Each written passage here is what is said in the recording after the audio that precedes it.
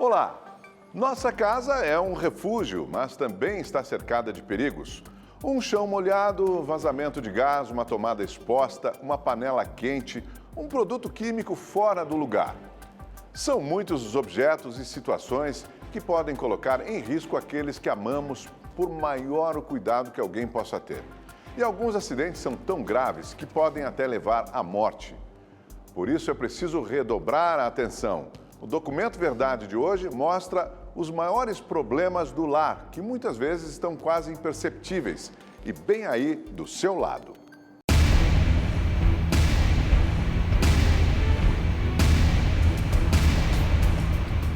Bom, eu tenho 10 pontos na cabeça, eu já me afoguei e já me enforquei. Acabei queimando minha barriga. Teve outra vez que eu queimei minha perna, mas só que eu até hoje não aprendi a lição direito. Cortei, levei ponto, fui parar no hospital. Eu tinha 4 anos, eu bati na quina da parede e abri a testa. Queimadura com água fervente aos 3 anos de idade. Fratura exposta aos 10 ao cair de uma árvore no quintal da casa. Eu teria pelo menos mais 8 marcas dessas para mostrar entre os 2 e os 12 anos de idade. Acidentes domésticos acontecem e as principais vítimas são crianças e idosos. Natan já sofreu algum tipo de acidente doméstico? Não, graças a Deus. Queda, um arranhão, aquela coisa assim? Não, em casa. Às vezes, assim, brincando, às vezes ele joga bola, mas... Ah, ele tá mostrando aqui, tá te desmentindo. Deixa eu ver, Natan, chega aqui. Deixa eu te ajudar. O que foi isso? Eu fui pisar na cama e eu escorreguei. Não foi por falta de cuidados da mãe que o pequeno Natan, de 6 anos, se acidentou em casa. Produtos de limpeza, essas coisas eu sempre deixo guardado. Objetos que sejam cortantes, tento evitar tapetes, essas coisas em casa. No período de férias, o risco de acidentes domésticos aumenta. A família do pequeno André que o diga. O André aqui tem 10 anos e está estudando o 5º ano. A família costuma dizer que ele faz 2 aniversários. Ele nasceu em setembro, mas é o seguinte, no dia 16 de fevereiro de 2015, ele estava brincando aqui na sala de ser o Homem-Aranha. O irmão Pedro estava assistindo televisão.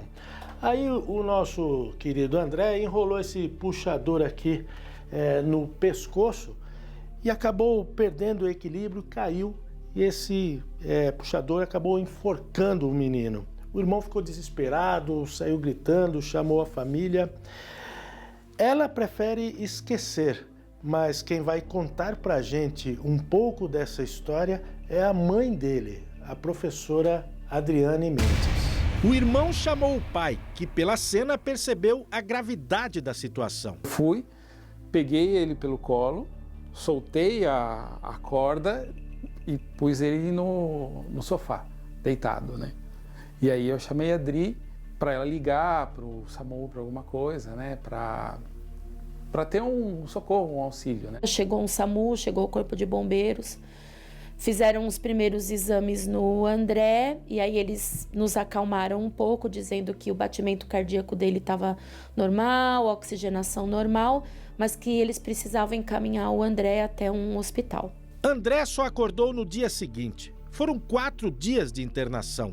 As incertezas tomaram conta da mãe. Quais foram os medos que passaram pela sua cabeça? Nossa, de perdê-lo. E saber que ele tinha tanta coisa para viver e para fazer ainda, né? A sensação de impotência, né? A gente tinha a sensação de impotência.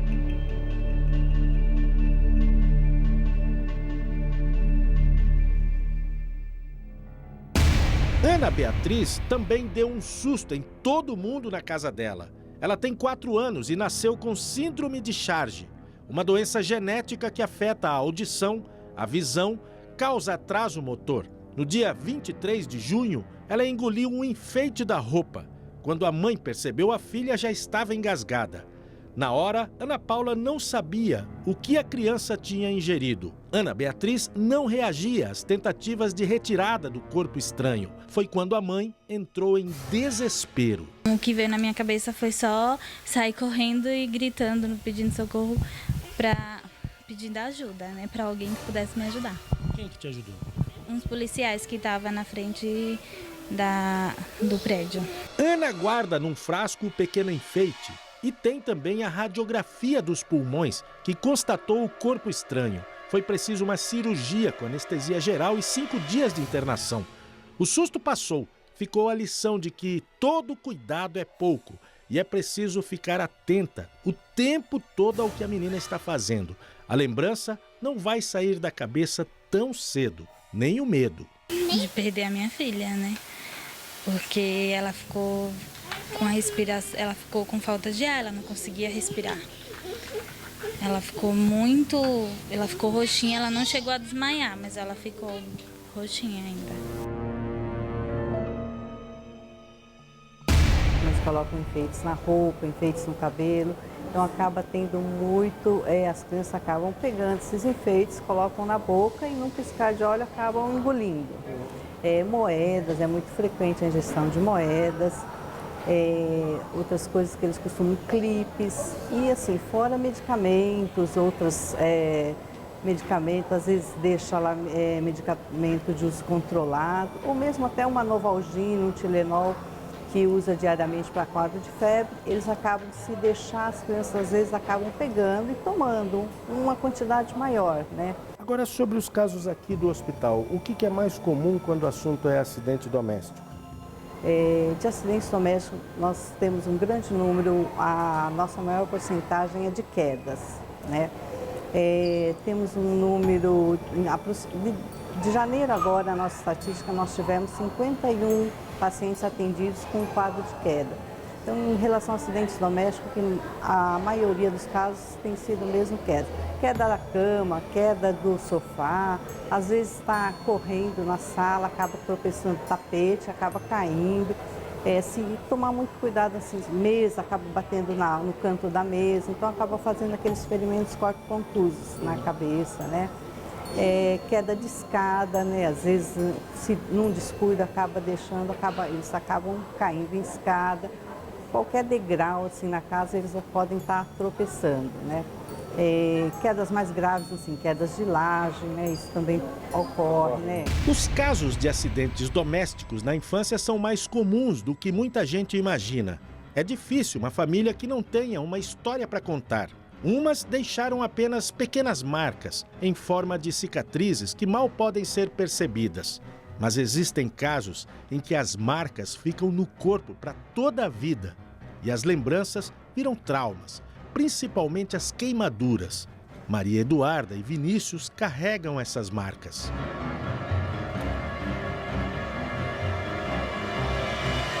Nós sofremos um acidente de carro. Maria Eduarda foi arremessada para fora do carro. Ela ficou embaixo do carro, bem no escapamento, e queimou a face, o tronco, o lado direito do corpo ela queimou.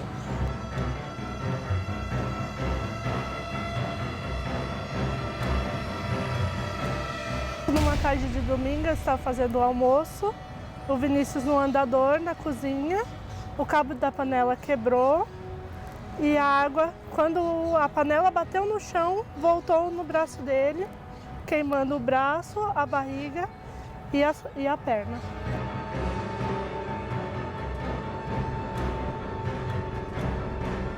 Vinícius e Maria Eduarda fazem terapia de grupo com outras crianças que tiveram queimaduras. Elas participam de um acampamento anual promovido por uma ONG dos Estados Unidos que atua em Israel, na Índia e agora no Brasil. O nosso trabalho é juntar essas crianças que tiveram essa mesma experiência e mostrar que junto eles são mais fortes. Então, que realmente eles possam, alguns vão ter a experiência e vão ver crianças que tiveram mais sequelas que eles e outros vão ver que tem menos, mas o principal é o amor. Nas férias, quando muitos meninos e meninas ficam mais tempo em casa, os acidentes domésticos aumentam. Essa turma aí faz parte da ONG Criança Segura. Uma das conquistas do pessoal da organização é a obrigatoriedade das cadeirinhas nos carros, que hoje é lei. E é através de campanhas de conscientização, inclusive nas redes sociais, que eles procuram convencer os pais e pessoas que cuidam das crianças que a maioria dos acidentes pode ser evitada. O Criança Segura tem até um curso para os pais de prevenção de acidentes domésticos. Gabriela é a gerente executiva da ONG e faz um alerta. Quando a gente olha todas as possíveis causas de mortalidade infantil hoje no Brasil, né, segundo o Ministério da Saúde, a gente vê que os acidentes já são a principal causa de mortalidade de 1 a 14 anos. E aí, quando eu falo acidentes, eu estou dizendo sobre quedas, queimaduras, afogamentos e também o trânsito, que não é necessariamente um acidente doméstico, né? Então, esses dois tipos de acidentes juntos são a principal causa de mortalidade. E a gente sabe que os domésticos aí são quase metade desses casos. Dica de ouro que a gente dá, que serve para quase todos os casos, quase todos os tipos de acidente, é a supervisão ativa e constante de um adulto, né? Isso é decisivo, principalmente quando a gente está falando de uma criança pequena, né? É a supervisão que vai garantir que aquela criança não tenha acesso a um grande risco. E aí, quando a gente diz supervisão, é importante esclarecer aos pais que não é aquela supervisão que a gente fica em cima da criança o tempo inteiro falando não faz isso, não faz aquilo, não sobe aí. Mas é a supervisão que, assim, idealmente a gente já tem a casa aí preparada para a criança e fica ali de olho, de longe, só para ver se não vai acontecer algo grave, né? Encontramos 3 famílias que levam esses cuidados a sério. Uma de São Paulo, outra de Aracaju e uma outra de Belém do Pará. Como nós somos professores, os horários nossos eram diferentes. A linha trabalho eu cuidava, eu era o babá. Depois inverti, ela estava em casa e eu ia lecionar. Então nós tivemos essa sorte da nossa profissão, ter essa flexibilidade de horário. A gente sempre tem cuidados com objetos como faca, agulha, tesouras, também as gavetas, né, portas, sempre a gente está mantendo o controle para que eles não se aproximem, né, panelas quentes e objetos assim desse tipo.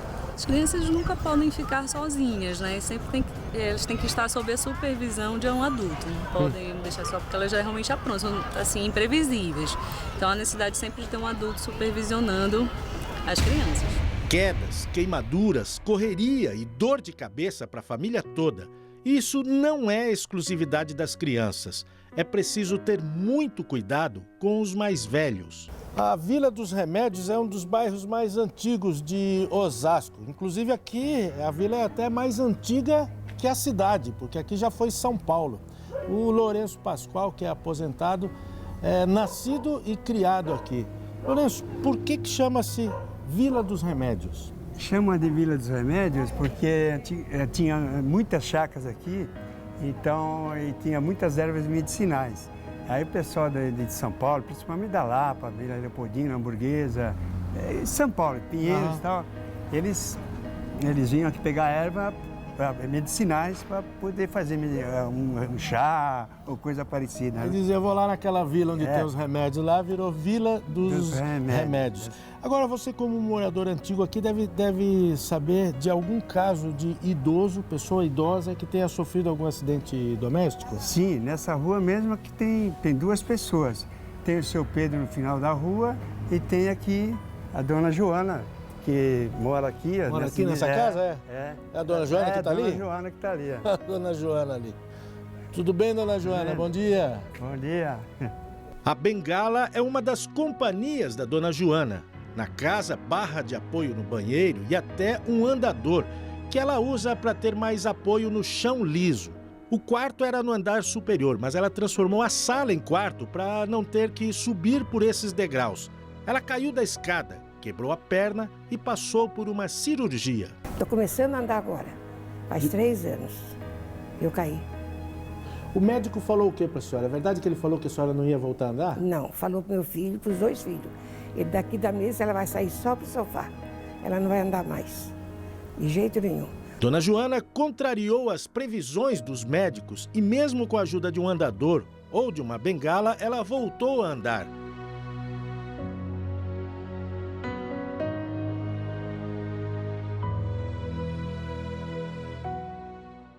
Vamos agora a outro endereço indicado pelo morador. Vamos conversar com o seu Pedro Barbosa, caminhoneiro aposentado, 83 anos. Bom Pedro, dia. bom dia. Tudo bom? Tudo bem? Tudo bem. Como é que o senhor tá? Tô bem. E a saúde? Tá boa, quase boa. Quase boa? Quase. Vamos entrar Falta então. um pouquinho. Vamos entrar, faz favor. Dá licença.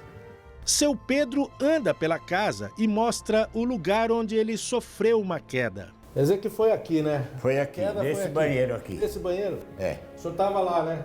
Estava vindo de lá? Lá dentro. Vamos lá, vamos lá. Vamos mostrar lá dentro. Mas olha aqui, eu tô vendo uma coisa aqui meio arriscada, hein, seu Pedro? Olha só o tapete. E esse tapete aqui, seu Pedro? Esse tapete aqui é perigoso, hein? Eu já levei escorregão no tapete, só que... E o que esse tapete está fazendo aí? Mas ela não obedece às Cida. normas. Olha aqui, ó. Aqui, eu tomei banho aqui, papá, né? Certo. Tomei banho, aí pus sabonete aqui, fui pôr a mão aqui para fechar. Eu virei aqui, o pé foi com o chinelo. Ele foi de uma tal maneira para lá, que ele virou a sola dele em cima do pé. Eu caí aqui a beirando com a cabeça para lá e trincou aqui.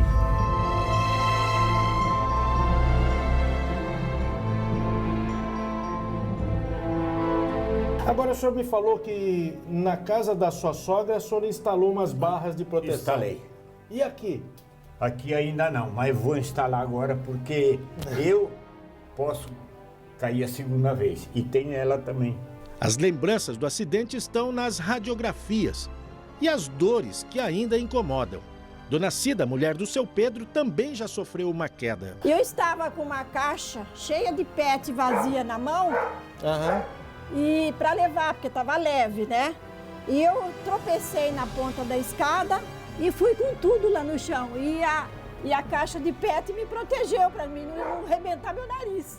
Quer dizer, eu caí em cima dela. Foi a queda, foi o susto, mas graças a Deus não aconteceu nada. Não aconteceu nada. Não fiquei nada, né? manchada nem nada. Que bom, né? Graças a Deus. Dessa vez escapou, né? Escapei. Mas o que a senhora aprendeu com esse Tirei episódio? a escada daqui e à noite eu fico de olho no chão. Que beleza. Porque não é fácil pela idade, não dá não. Tem que se cuidar, né? Tem que se cuidar. Dr. Alexandre Stivanin é integrante da Sociedade Brasileira de Cirurgia de Joelho e de Ortopedia e Traumatologia. Cerca de 40% a 50% dos pacientes dele são idosos. A maior preocupação deles são as fraturas, principalmente dos quadris. Por causa do tempo que o idoso fica acamado, o risco de perda de capacidade respiratória e outras funções importantes aumenta. O idoso, primeiro, não tem uma qualidade óssea importante em muitos casos. Outra coisa, o idoso ele acaba perdendo uma parte da mobilidade articular. Isso acaba gerando complicações, principalmente ao nível do tornozelo, onde ele não consegue fletir e estender o tornozelo de maneira adequada. Isso leva a chance de enroscar a ponta do pé durante a deambulação, durante a caminhada. Quer dizer, ele caminha arrastando mais? Ele caminha arrastando um pouco mais a ponta dos pés. Então isso é um perigo, principalmente para aqueles idosos que têm mania de usar chinelo e onde as casas não adaptadas deixam um monte de tapetes. Pela diminuição da força de dorsiflexão do tornozelo, ele arrasta a ponta do pé e isso leva ele a levar uma queda frequente. E muitas vezes o idoso, quando tem uma queda, a chance de fratura é muito maior do que de um adolescente ou de uma outra faixa etária. Para conhecer ainda mais de perto o que se passa no corpo de uma pessoa em idade avançada, fomos até a Faculdade de Saúde Pública da USP, Universidade de São Paulo, que há 18 anos tem um projeto que estuda as condições de vida e saúde das pessoas idosas. Aqui funciona um simulador de velhice. A pesquisadora Águida Oliveira já está pronta. Ela mostra a dificuldade para pegar algo em cima de uma geladeira, para mexer no fogão,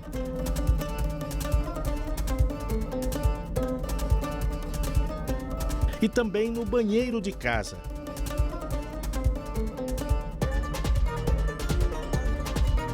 Eu vou passar pela mesma experiência.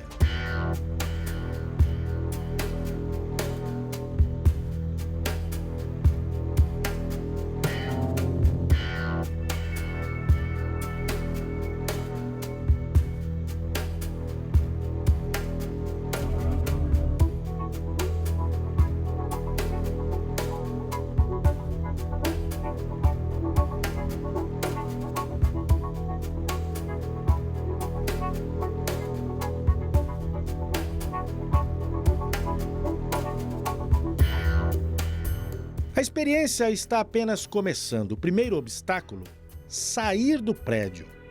A dificuldade de se movimentar vem em companhia com a falta de visão periférica. Preciso encontrar apoio na parede, na bengala.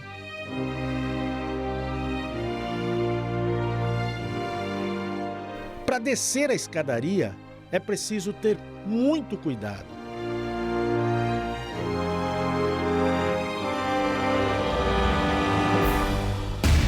Andei puxando mais para um lado para atravessar a rua e demorei muito mais do que se estivesse sem o simulador de mobilidade reduzida.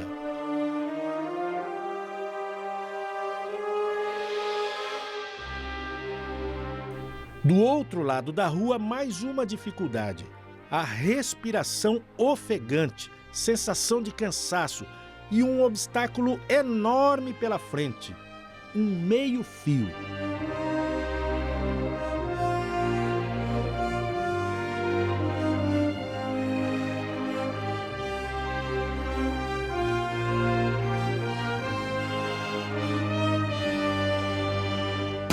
Bom, aqui a gente tem mais uma dificuldade que é sentar.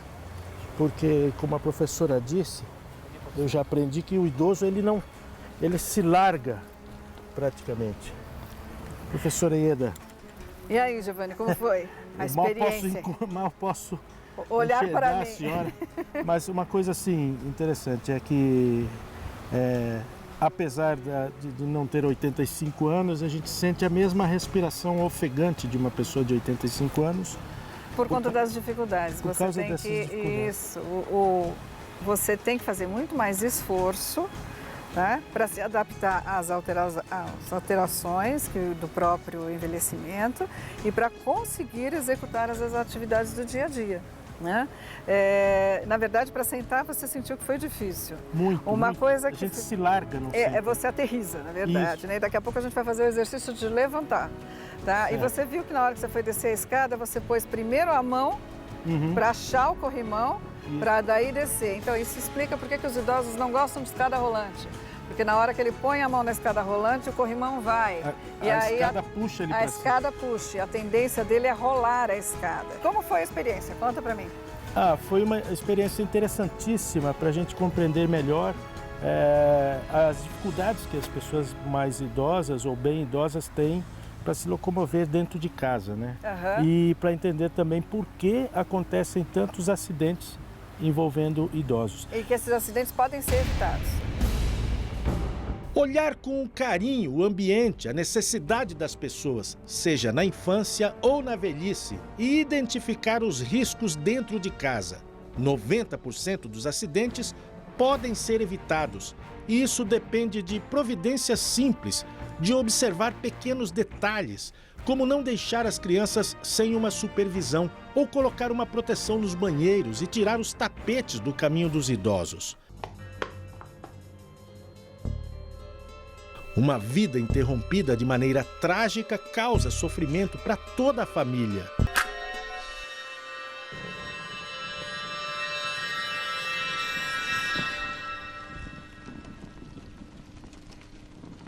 É tudo uma questão de dar valor à vida. É tudo uma questão de amor. Em um piscar de olhos, tudo pode acontecer. Um deslize ocorre com qualquer um.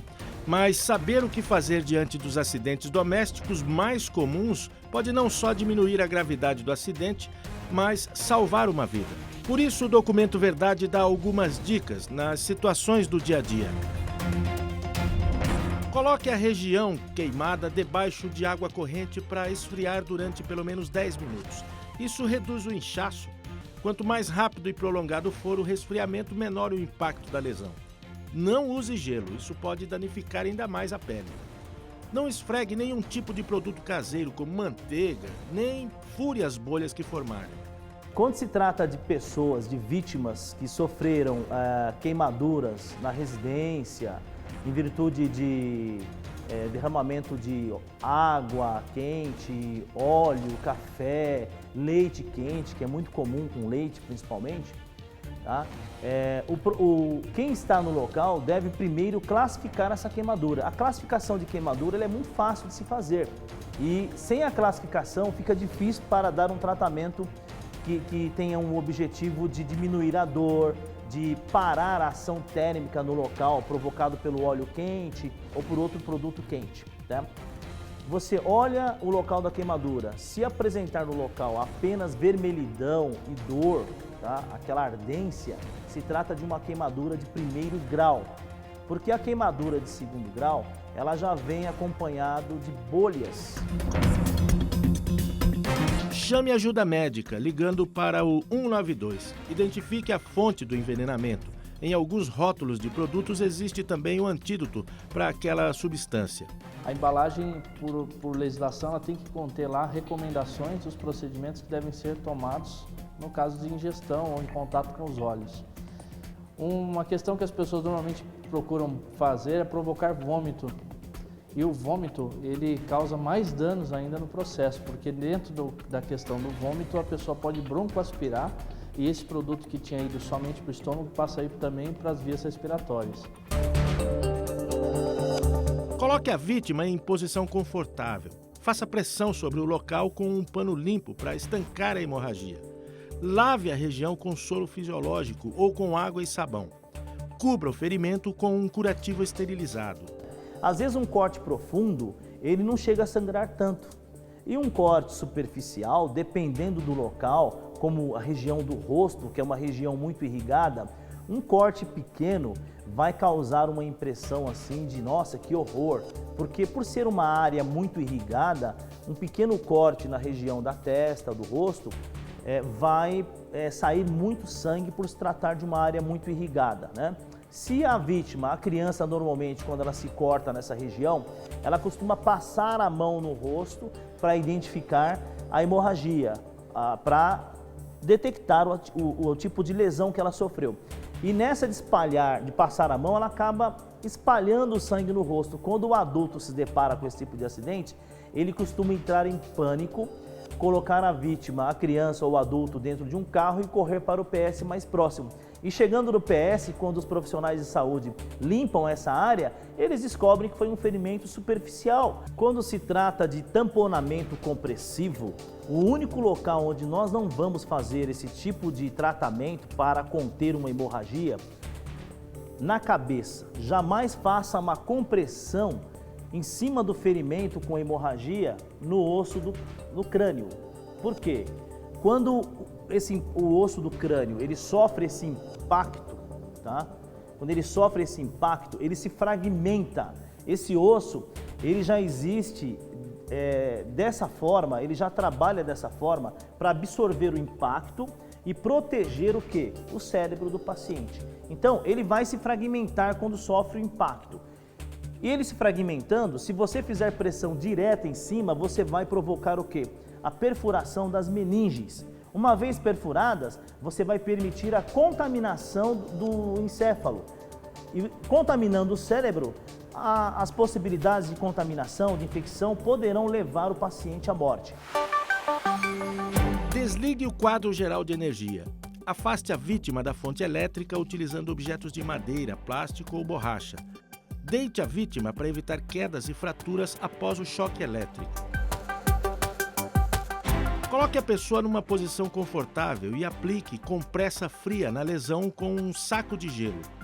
Se a pessoa cair de cabeça, apresentar sangramento, fraturar um osso ou tiver sintomas como vômitos, tonturas ou desmaio, chame uma ambulância imediatamente. Quando se trata de queda em ambiente doméstico ou em qualquer piso escorregadio, num shopping, por exemplo, jamais levante o paciente, mesmo que ele exija esse tipo de ajuda.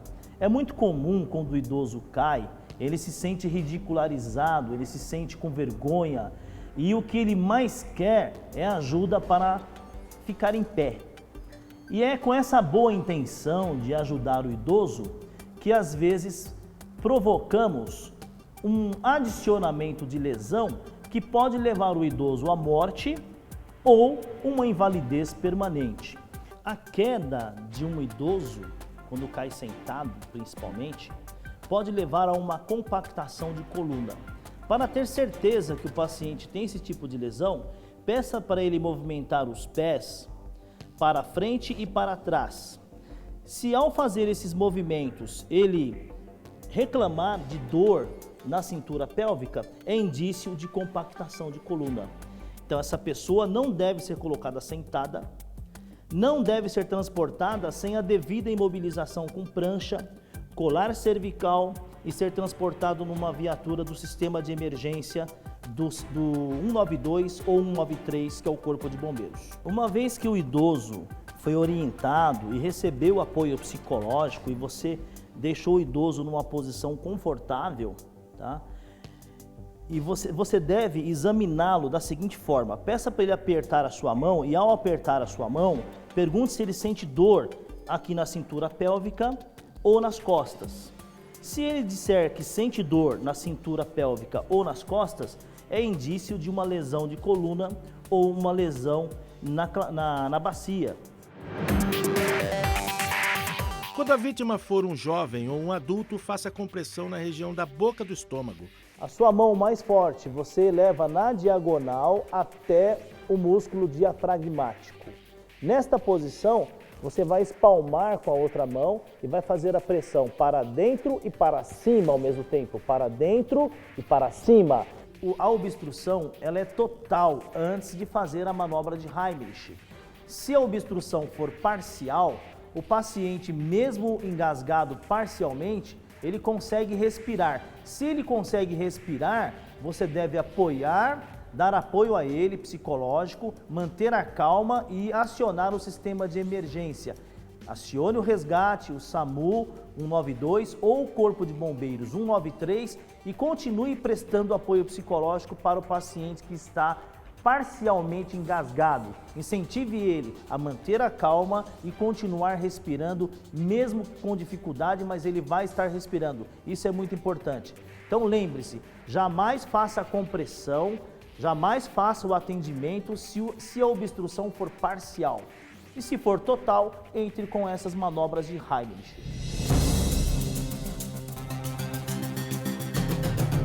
Pare o sangramento utilizando uma compressa ou pano limpo e fazendo ligeira compressão sobre o local durante alguns minutos. Lave a região da mordida com água e sabão. Animais domésticos. A primeira regra é saber se o animal está vacinado. Isso aí é uma obrigação do proprietário dos animais, ter esse controle de vacinação, né? E o controle aí da profilaxia de raiva, principalmente. Os animais domésticos, eles possuem aí bactérias na boca que podem causar, além da questão da doença da raiva, a infecção do local onde foi feita a mordedura. Terrenos baldios, acúmulos de lixo, isso provoca então um habitat e alimento para esses animais. Em alguns períodos, principalmente períodos agora pós-chuva e entrada do período de estiagem, é muito comum a presença de escorpiões e serpentes. Decorrente do quê? As chuvas aí arrastam restos de alimentos, isso aí se acumula em alguns locais e esses animais acabam vindo em busca dos animais que se alimentam dos restos de comida. Lave o local da picada com água e sabão. Mantenha o local da picada voltado para cima.